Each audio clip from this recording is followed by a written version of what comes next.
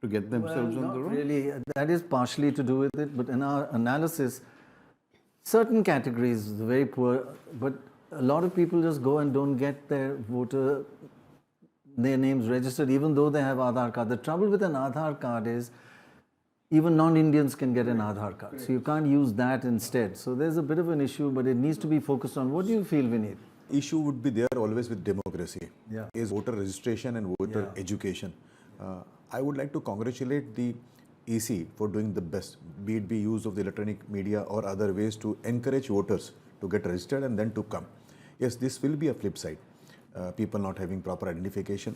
Then with this new market economy where people keep transferring their jobs, they keep making new voter cards, and they are not aware of things which you see in this generation, where engineers or other knowledge workers, they keep changing. And when they keep changing their jobs and they're in a new city, then they miss the voting part, A. B, as you rightly said, there is certain section of society always suffers because of education or not awareness. But I doubt whether anybody deliberately eliminates a name. Yeah.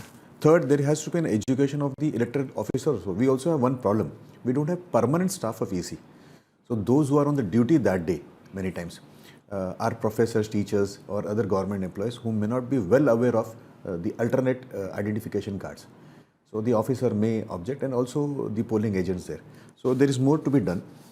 One major change we've noticed over the years is that 25 years ago, you'd say, ask a woman who you're voting for, and they'd say, whatever my husband tells me. Now it is completely different. We say, do you listen to what your husband says? And he's standing right there. He said, no. In fact, I think he listens to her now much more.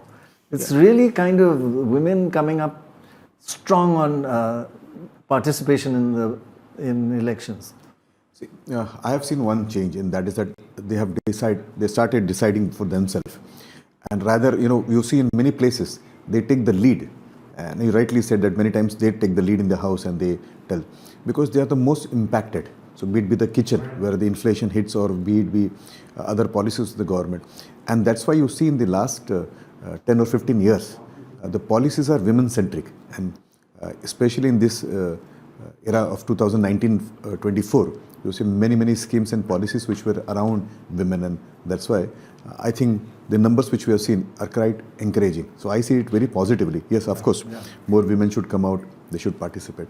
Only thing is, one difference I have with Yamini ji is that when the state gives you everything and you are being seen everywhere, that does not mean they are empowered. So we'll have to encourage them to participate. The number of candidates which are there, women candidates.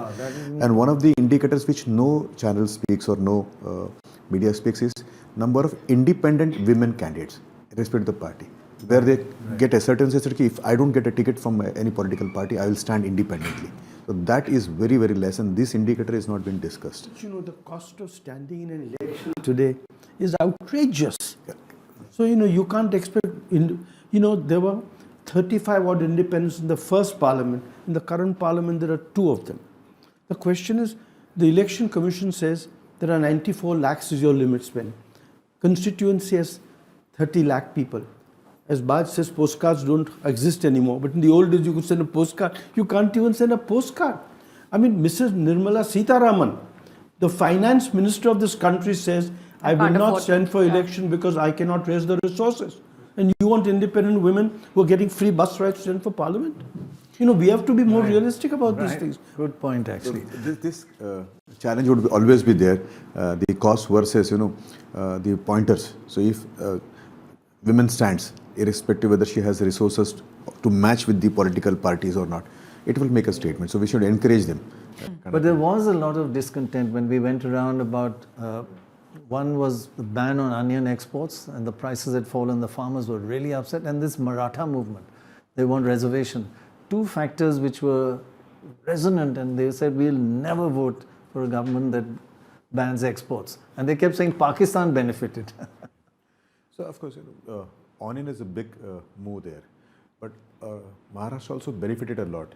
If you see the NHI passing through Maharashtra, number of kilometers been built in Maharashtra, the connectivity which has been done, the transformation of the cities and the other area.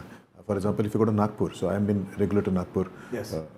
and the way it has been transferred, it is One phenomenal. other thing I want to ask you about, is there sympathy for Uddhav Thackeray because Shinde has moved away? That's what a lot of people... Especially in Mumbai. So, very honestly, there are two set of people. One Yeah.